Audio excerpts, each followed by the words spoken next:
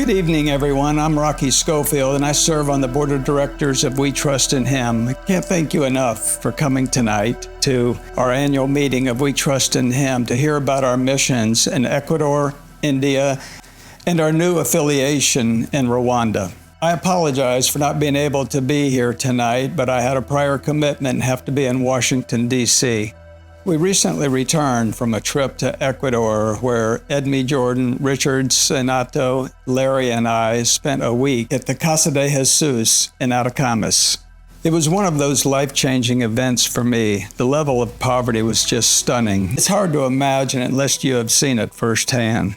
It's easy to become numb and desensitized after seeing numerous commercials on TV depicting homelessness and hunger and death and crime. We see these all the time, and I'm a perfect example of becoming numb to these types of things, having seen them too much. The things we take for granted here in the U.S. just don't exist in these third world countries. Most people in the U.S. can get some form of government assistance that they can live on. The government assistance the people in Ecuador get is merely $30 a month. The first day we got to the mission, Edmie and I did a walkthrough of the community, which I filmed the entire thing. We walked with Pastor Jairo and some of the volunteers that work with him at the mission. We saw the living conditions and were told stories by the people that would live there. The second day we were there, we were invited to go into the medical room, which is just a little 10 by 15 room. It's the only air-conditioned room they have there at the mission. 8 doctors saw 80 children, starting at 8 in the morning, ending at 2 in the afternoon. These doctors come once a month, and sometimes, if they're lucky, twice a month.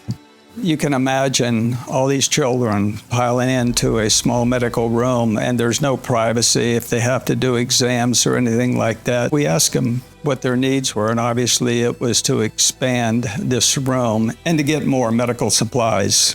The main thing that they would need is probably pediatric supplies. They told me that if they could be equipped with some pediatric supplies, that they could possibly get a pediatrician to visit the mission once a week. And this would be a huge thing. Most of the medical supplies that we send down once a month are very basic, mostly to combat things like parasites in the water. There are no hospitals in Atacames. If someone is in critical condition, they would have to get to Quito, which is the capital of Ecuador, but that is an 8-hour car ride away. Pastor Jairo and his wife Diana were extremely gracious to all of us that were there. They invited us into their home for lunch and dinner most every day. When we first got there, he told us that we were going to have seafood the entire trip. The seafood in Ecuador is just top shelf. While we were in the pastor's home having lunch, I couldn't help but notice the ceiling over there. The roof on the pastor's house was just scraps of sheet metal patched together, and you could see the gaps in the ceiling. We weren't there in the rainy season, but you could imagine in the rainy season, water would just pour into his home. I asked them how much it would take to build a new roof over the pastor's home, and they explained to me that it would cost around $3,500. Later on that day, Larry and I had a talk, and we agreed that we would send the money down as soon as we got home, designated just to put a new roof over the pastor's home. It's pretty amazing that the pastor and his wife don't ask for anything. Everything that comes in, they give to the church and the mission. All the people that work at the mission are not paid. They are all volunteers. We are feeding about 150 kids a day.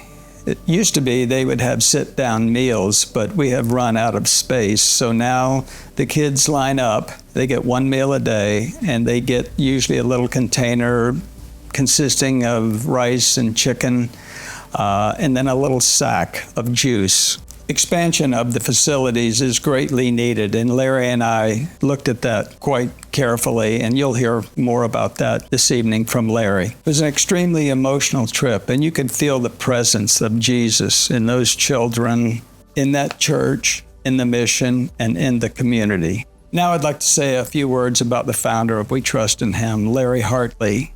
I have such respect and admiration for Larry.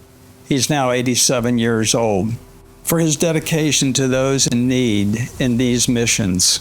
Many years ago, Larry used to travel around the Caribbean and visited numerous islands where he witnessed abject poverty.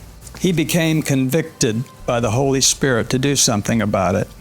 In 2012, Larry sold all of his companies, and he vowed to commit the rest of his life to kingdom work and sharing the gospel of Jesus Christ with those who had so little. Larry soon met a woman in Miami from Atacames, Ecuador. Their interests aligned, and soon they were planning a mission in Atacames. Larry spent the better part of a year in Atacames trying to get the mission up and running. That's a long story with a lot of adversity, but Larry persevered. Larry would visit the mission numerous times until COVID hit, and this was the first trip that had been back in almost 5 years. Later on, Larry met Pastor Manova from India while he was visiting churches near the area where he lived in Illinois. As Larry and Pastor Manova got to know each other, one thing led to another, and soon Larry was involved in a mission in Kathahali, South India. Most recently, Larry and We Trust in Him partnered with a mission in Rwanda that was started by Michael Stolke. You'll hear more about that tonight from Michael. Larry has been a godsend to these missions, and he matches every contribution that comes in, dollar for dollar. Larry radiates the love of Jesus and is making a huge impact in the lives of the poor. Thank you again for coming tonight, and if you feel led and are able to help out with these missions, you will be greatly rewarded by the lives that you are changing. Have a great evening, and God bless.